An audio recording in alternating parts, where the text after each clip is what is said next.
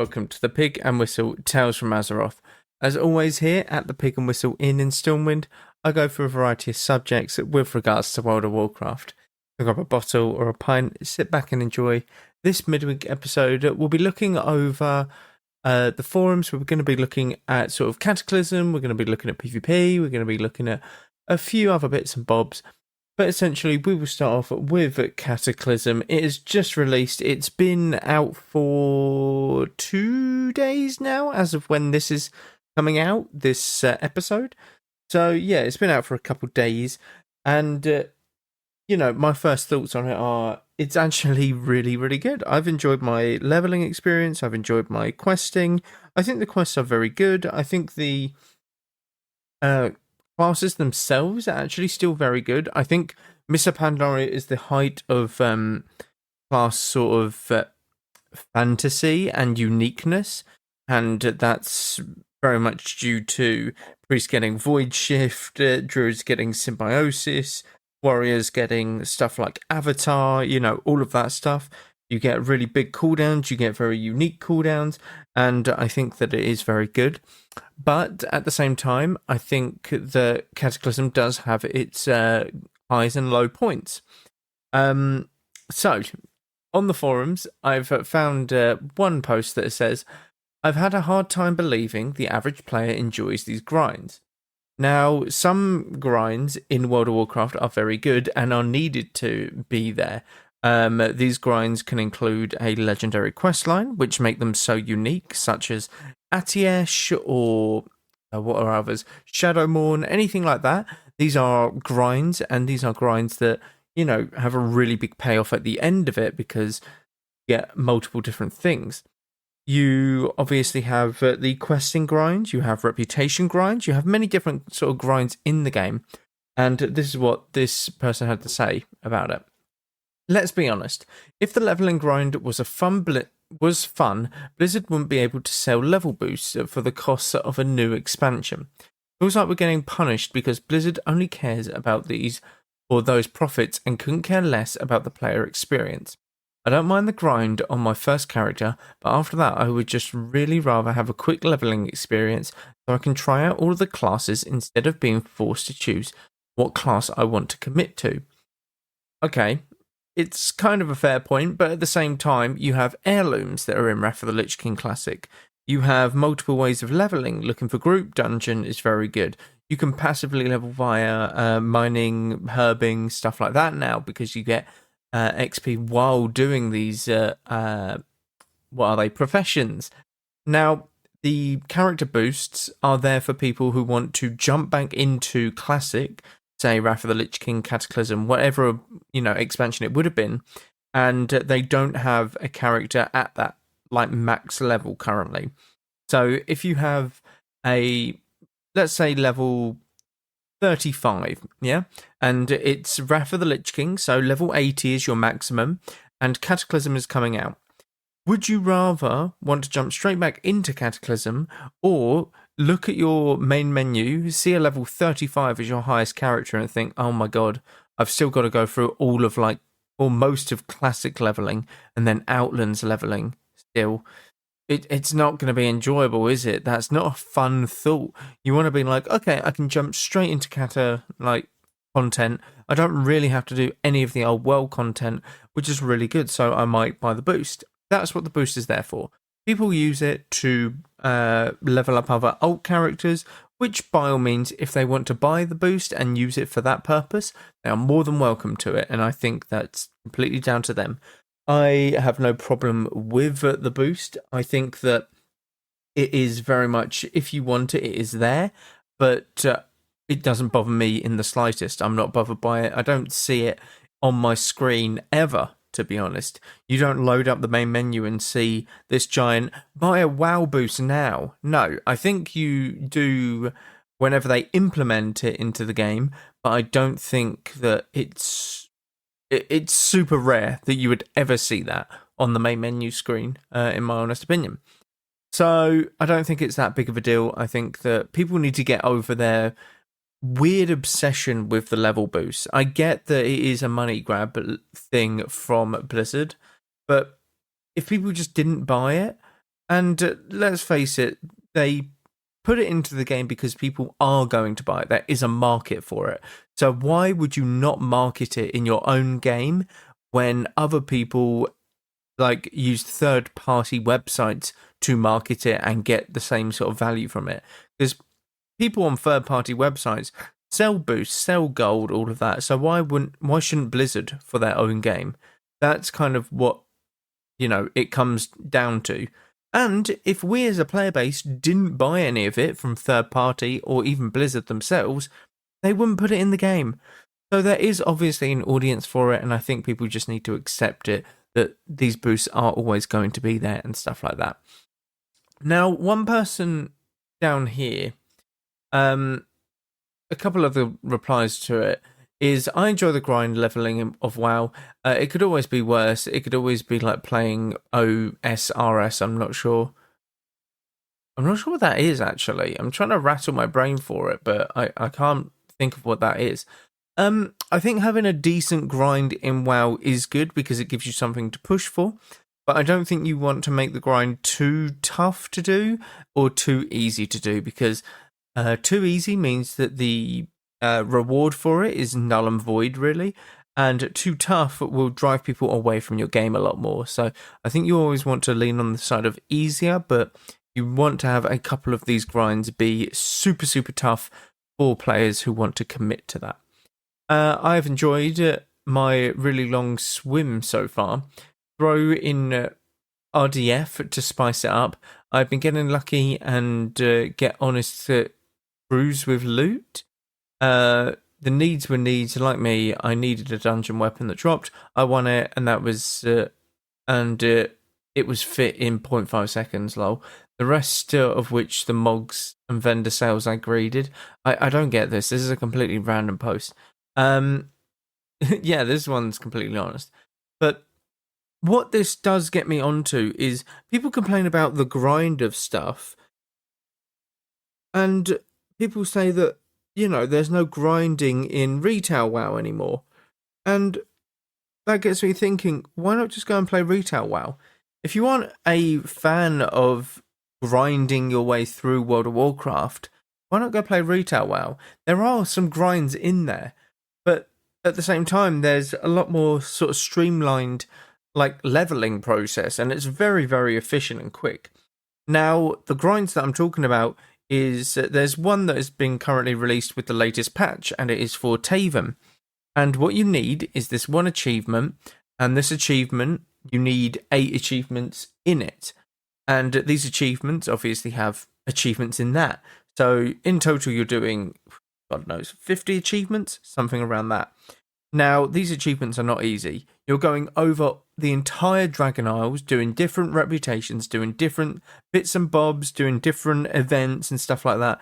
I have started this grind, and this grind, I feel like I'm very close to completing it, but every time I look at it, I'm like, oh God, I still have this much stuff to do. And that amount of stuff will take me weeks to do. So there is a big grind to get this Taven mount. Now, I started with very little done within, Dragon Isles as a whole, because once I hit max level, I'm locked in for PvP. I want my gear, I want to just do arenas, all of that stuff, but I'm locked in, essentially. I started this a couple weeks ago, and it is a very long grind. It will take you a substantial amount of time. So you do have grinds in retail WoW, but if it's a leveling grind that you don't like, then go and play retail, because it isn't that bad. Retail leveling, it really isn't. In any MMO though, you will have that grind, that leveling grind, and there will be a certain point where it feels like you're hitting a brick wall, or more so than others. And when you get to, in Cataclysm, level 80 to 82 is really easy. You level so fast, it's ridiculous. When you get to 83 to 85, that's the brick wall.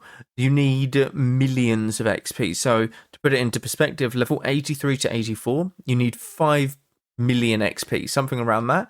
And then you need 10 million for level 84 to 85. So it's double. It's double and it takes forever. It's about 5 hours worth of questing, dungeons, all of that stuff. And that's doing it at a relatively fast pace, but also a very casual fast pace, if that makes sense. So yeah, there's obviously going to be that grind, and people know that there's going to be this grind in. It's absolutely ridiculous. But yeah, I just people need to get over it and accept that there will be grinds in WoW, and especially leveling. There's always going to be some sort of grind when you're leveling a character in World of Warcraft. Next one I wanted to look at was this one. To play versus mages with war is a pain in the... And obviously they're just cutting out any sort of rude words is the best way to put it. Super easy fix. So, remove the talent that resets Shimmer after altar time. That's just too much, and for other mage haters, I welcome you to give me more ideas. For mages thinking about to comment under my post, you are welcome to, but to be honest, I don't give a about your opinion, because we all know it's going to be biased. This has to be a bait, like forum post, because he's talking about it's going to be biased if mages post under this. He's talking about this as a warrior. Like, obviously his post is biased as well. Now, the problem with this is altar time can be purged.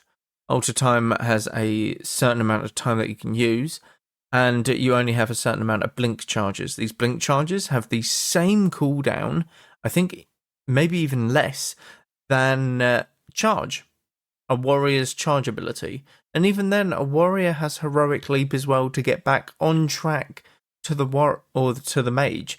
So you actually have more kind of mobility, although mages do have displacement actually. But you're on par with the mobility. I like this comment though. Blast Wave needs to die too. No idea why everyone has a knockback now, but of all classes, mage? Lol, no. Do people not realise that mage was the OG class that had a knockback? The only knockback in the game back in Classic World of Warcraft 2004 was Blast Wave from a mage, from a fire mage. It was the only one in the game, so it's the original knockback, which is like hilarious. I just don't get it. I don't get where people come from with these like takes. It's absolutely ridiculous. This person says every spec is a pain to fight because you all got single ability. We all got every single ability possible with the rework of talent trees. Just using warrior is as simple as just using warrior as an example. Here, don't get mad, warrior people. Double charge, shockwave, stormbolt used to have to choose. Now you get all three. This is very true. Game got super bloated, super fast, and sometimes less is more. Yes, but at the same time, demon hunters are running rampant right now, and they have some of the least amount of abilities in the game. You could do with giving demon hunters more abilities to make their damage a bit more, setup based, or at least like you have to press a few more buttons in order to do your damage, rather than just blade dance, essence break, blade dance again, kind of thing. Whereas for Mage Boomy, it's a more set up your damage kind of deal. Same with Warlock, and you need to find the right opportunities. All of these bits and bobs, but I think some people's takes on PvP sort of balancing definitely are not biased, right? This warrior is definitely not biased and wants to balance the game around the game as a whole, right? Definitely not around warriors. Yeah, seems weird. I mean, yeah, I don't know. Some people's takes are absolutely fried, in my opinion, and there's not much you can do to help them out. The last one I did want to go over is this one. I think this one is very cool, and I do like to do these small forum posts as well. Where to start? Help. I haven't PvP'd in a while. I do miss it though, and after watching the AWC, I'm thinking of diving back in. Here's where I need help. What to play? I like my shaman. I like healing also. Pauses for applause. But I know shaman button bloat is a thing, especially in PvP. I could maybe do a priest healing though, or druid. Okay, so what you want to play is very much down to you. I pick what you want to enjoy, and then you can learn based off of that. Don't pick the meta stuff. Don't pick anything like that. Play what you enjoy. That's what will get you back into PvP.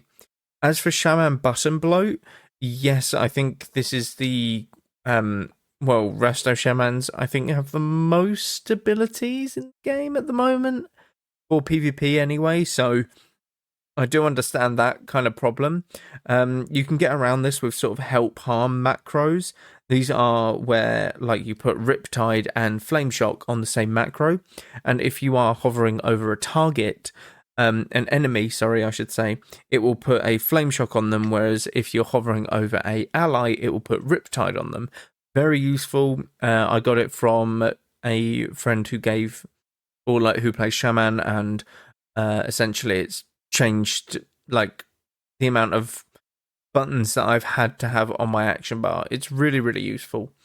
But yes, play what you want if you're looking to get into PvP or back into PvP, as that will help you, enjoy your time in it. Gearing. For starting out, I think all I would do is buy the full gear at the auction house and then grind battlegrounds. Then start in arena if my nerves can handle it.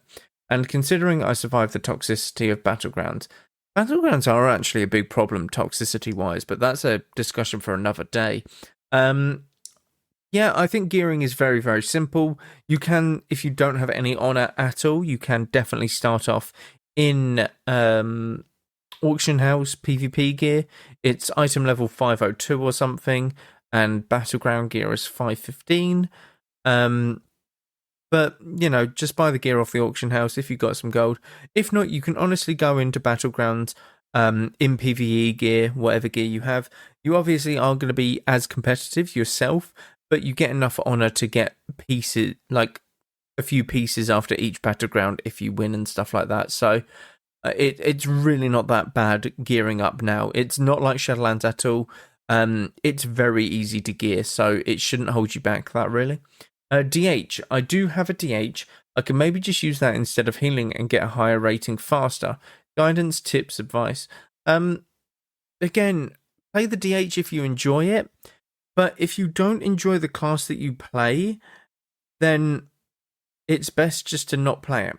Also, if you are to go on to the sort of flavor of the month class, as it's referred to as, this being, the best class that is currently in the game, or like in the most compositions, whatever's being played the most, that kind of thing. And then it goes out of favor in the meta. You either have to carry on playing that spec because you're the most comfortable on it now, but you don't enjoy it, so therefore you won't enjoy your time PvPing, or you go onto your, say, shaman for this example, and you enjoy your time in PvP, and you still, even if it gets nerfed, buffed, whatever it is, you still learn on that class what other abilities interact with each other, how to play around certain things. So if a boomkin uses incarn, what do? You press grounding totem and you dispel the stellar flare off your teammate, that kind of deal. That way you've got the grounding totem to protect your teammate while you're dispelling, so to protect that global, and then while you're dispelling, the boomkin doesn't get as much astral power, so we can't use more star surges, that kind of thing. It all adds up, and the knowledge that you would get from constantly playing one class rather than dipping into like the flavor of the month class is probably more impactful in the long run, which is the most important thing. But please play what you want. I cannot stress that enough. That is the most important thing here. And I think that if you do anything else, make it that, essentially. But that is where I will end it for this episode. Thank you all very much for listening. Do check out all of the socials down below. Constant stuff happening over there. But thank you all very much once again. And go with valor, friend. Goodbye all.